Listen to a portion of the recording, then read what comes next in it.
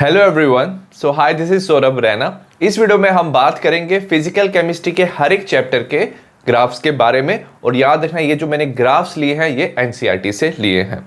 सबसे पहले हम बात करेंगे सॉल्यूशन चैप्टर की, और इसमें पहला ग्राफ है according to the Henry's law. याद रखना, हेनरीज लॉ क्या होता है, जैसे आप पार्शियल प्रेशर गैस का इंक्रीज करते हो तो उसकी सॉल्युबिलिटी सॉल्यूशन में गैस की क्या होती है, इंक्रीज। तो partial pressure is directly proportional to mole fraction, और partial pressure is equal to KH into chi. KH है हमारा हेनरीज कांस्टेंट। हमें ग्राफ दिया हुआ है partial pressure of HCl and mole fraction of HCl in its solution in cyclohexane. ठीक है, तो HCl आपने गैस लिया, जैसे जैसे आप पार्शियल प्रेशर इंक्रीज कर रहे हो वैसे सॉल्युबिलिटी क्या हो रही है, HCl की इंक्रीज हो रही है इन सोल्यूशन ऑफ साइक्लोहेक्सेन। ये हमारा क्या आ रहा है, पॉजिटिव स्लोप आ रहा है। और याद रखना, ये जो स्लोप है ये रिप्रेजेंट करता है हमारा Henrys constant which is KH। Next हम बात करेंगे राउट्स लॉ के ग्राफ के बारे में। सबसे पहला हमारा ग्राफ होगा जब हमारे पास दो वोलेटाइल लिक्विड्स होंगे। तो क्या होता है, partial pressure of one component will be directly proportional to the mole fraction of one component and partial pressure of second will be directly proportional to its mole fraction। ये Raoult's law है, और इसको equate करेंगे P1 equal to P01 chi1, P2 equal to P02 chi2। P01 and P02 क्या है, vapour pressure of pure component 1 and second. ठीक है, तो प्योर कंपोनेंट का वेपर प्रेशर दिया है, और P टोटल किसके इक्वल होगा, P1 प्लस P2। ठीक है, वेपर प्रेशर y एक्सिस में है, मोल फ्रैक्शन क्या हमारा x एक्सिस में है। ठीक है, अगर हमारे पास सिर्फ मोल फ्रैक्शन ऑफ कंपोनेंट 1 प्रेजेंट है, अगर हमारे पास सिर्फ कंपोनेंट 1 chi1 हमें 1 दिया हुआ है, ठीक है, अगर ये 1 हो गया तो P1 become equal to P01, तो total pressure becomes equal to P01। जैसे जैसे आप क्या करोगे, मोल फ्रैक्शन कम करोगे कंपोनेंट 1 का, इसका पार्शियल प्रेशर क्या होगा, डिक्रीज होगा, तो P1 क्या होगा, डिक्रीज होगा। और जैसे chi1 0 हो जाएगा तो P1 भी 0 हो जाएगा। सिमिलरली अगर कंपोनेंट 2 का मोल फ्रैक्शन 0 है तो इसका पार्शियल प्रेशर 0 होगा, और जैसे जैसे आप इसका मोल फ्रैक्शन इंक्रीज करोगे पार्शियल प्रेशर इंक्रीज होगा। जब इसका मोल फ्रैक्शन 1 हो जाएगा कंपोनेंट सेकंड का, इसका पार्शियल प्रेशर हो जाएगा P02 which is vapour pressure of pure component second. और अगर आपको किसी भी पॉइंट पे टोटल वेपर प्रेशर फाइंड करना है तो P total is equal to P1 plus P2। Next हम बात करेंगे जब हमने ऐड किया non volatile solute in a volatile solvent. ठीक है, जो वेपर प्रेशर होगा वो डिपेंड करेगा हमारा सिर्फ सॉल्वेंट पे। ठीक है, तो वेपर प्रेशर है और ये मोल फ्रैक्शन ऑफ सॉल्वेंट है, ये P01 है। ठीक है, तो total pressure of the solution will be equal to P01 into chi1। P01 होता है vapour pressure of pure solvent, chi1 is mole fraction of the solvent. ठीक है, सपोज हमारे पास सिर्फ सॉल्वेंट था तो वेपर प्रेशर हो जाएगा P01, बट जैसे जैसे आप क्या करते हो, नॉन वोलेटाइल सॉल्यूट ऐड करते हो तो मोल फ्रैक्शन सॉल्वेंट का क्या होता है, डिक्रीज होता है। मोल फ्रैक्शन जैसे जैसे डिक्रीज होगा इसका वेपर प्रेशर भी क्या होता है, डिक्रीज हो जाता है। तो ये ग्राफ था for non volatile solute in the solvent.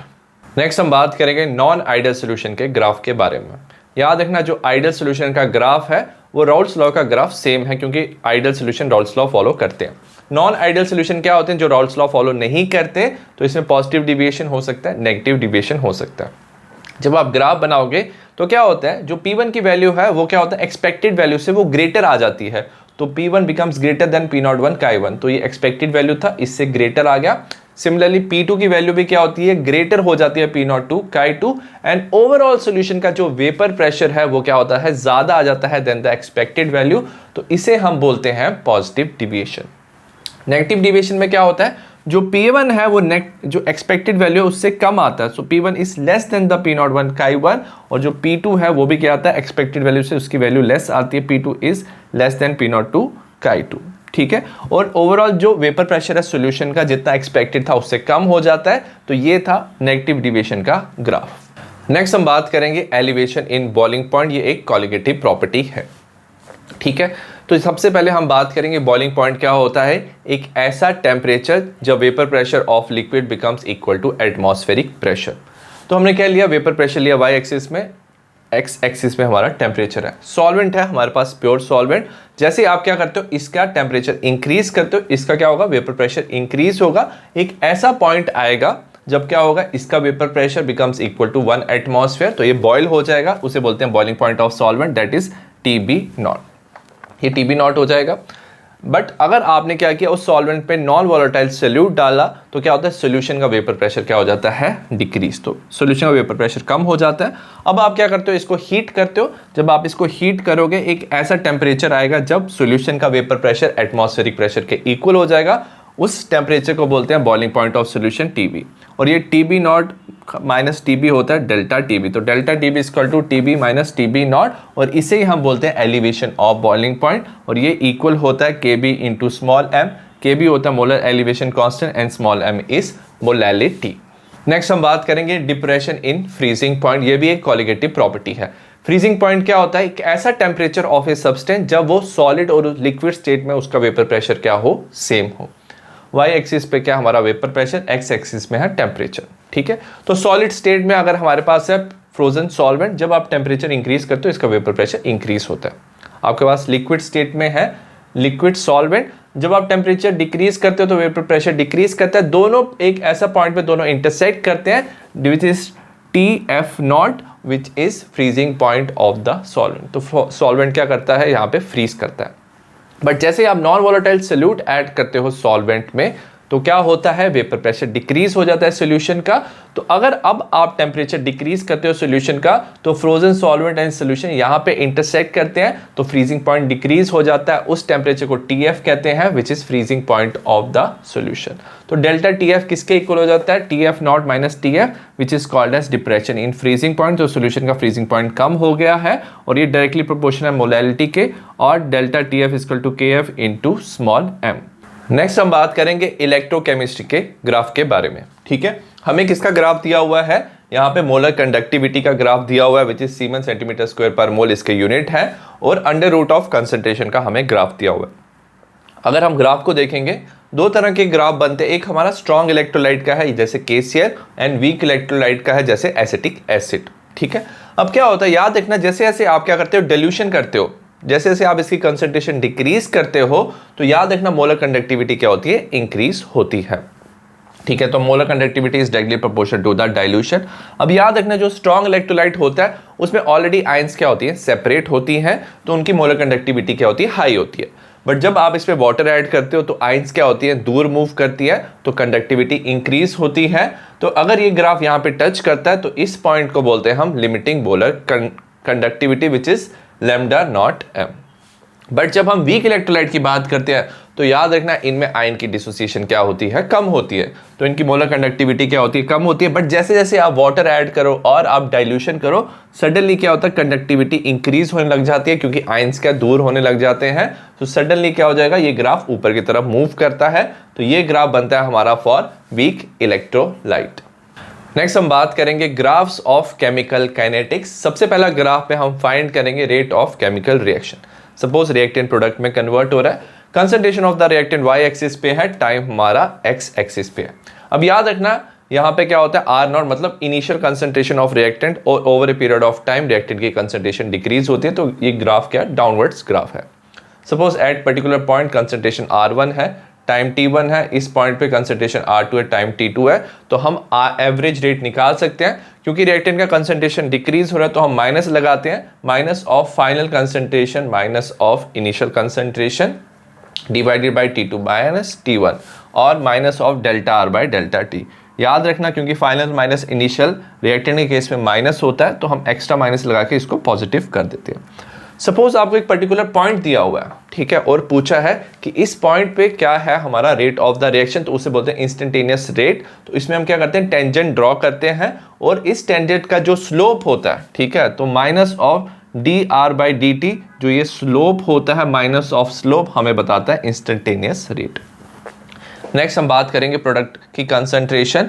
Product की कंसंट्रेशन इंक्रीज हो रही होती है एंड टाइम का ग्राफ। ठीक है, सपोज एक पर्टिकुलर टाइम पे प्रोडक्ट की कंसंट्रेशन P1 है, यहाँ पे P2 है, टाइम था T1 T2, एवरेज रेट हो जाएगा final minus initial P2 minus P1 T2 minus T1 और delta P by delta T। ठीक है, instantaneous rate at particular point पे जो रेट होगा उसे निकालते हैं हम, टेंजेंट से टेंजेंट ड्रॉ कर लिया, और ये हो जाएगा equal to delta P by delta T, और it is equal to the slope.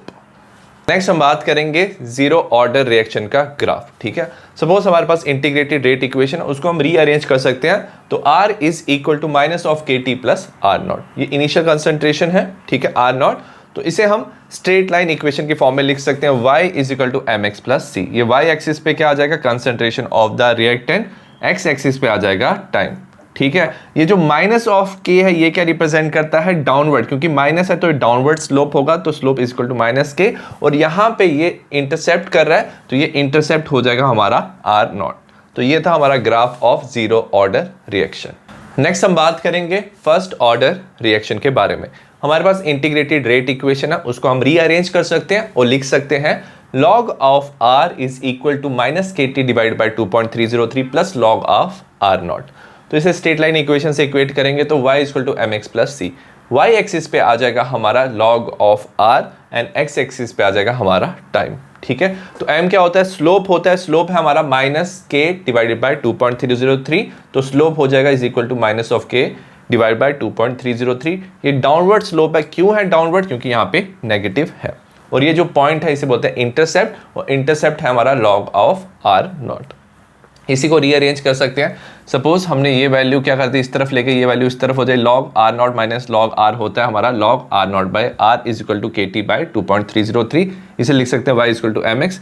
Y axis पे आ जाएगा अब log of r nought by r, X axis पे आ जाएगा टाइम, और ये जो स्लोप है ये हो जाएगा slope is equal to k divide by 2.303, क्योंकि पॉजिटिव है तो स्लोप विल बी अपवर्ड्स। तो ये था हमारे दो graph for first order reaction.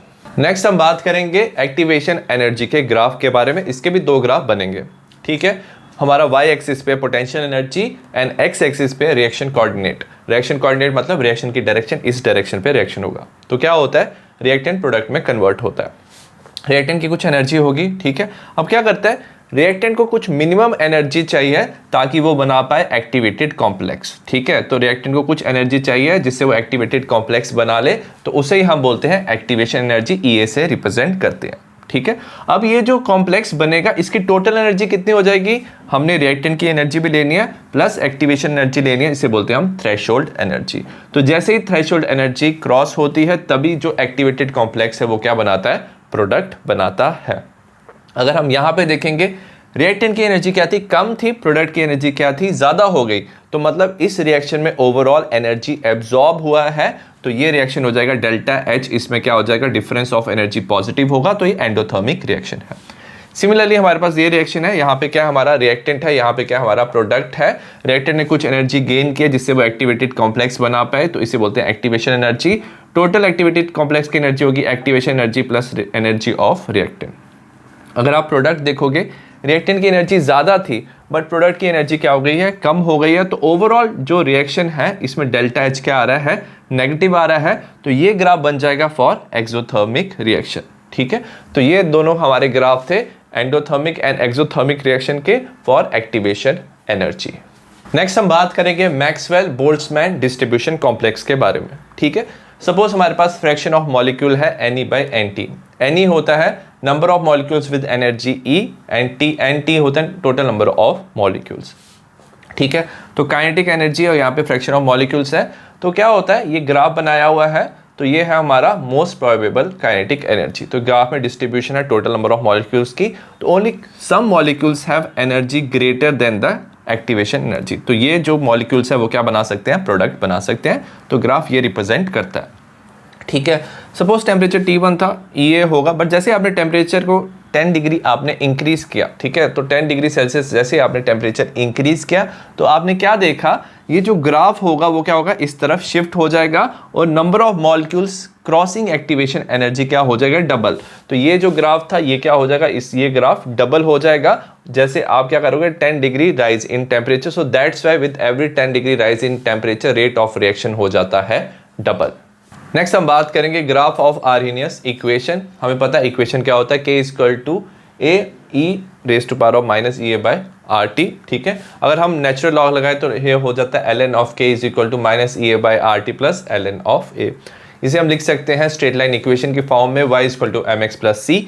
Y axis पे आ जाएगा हमारा ln, x एक्सिस में आ जाएगा 1 बाई टी।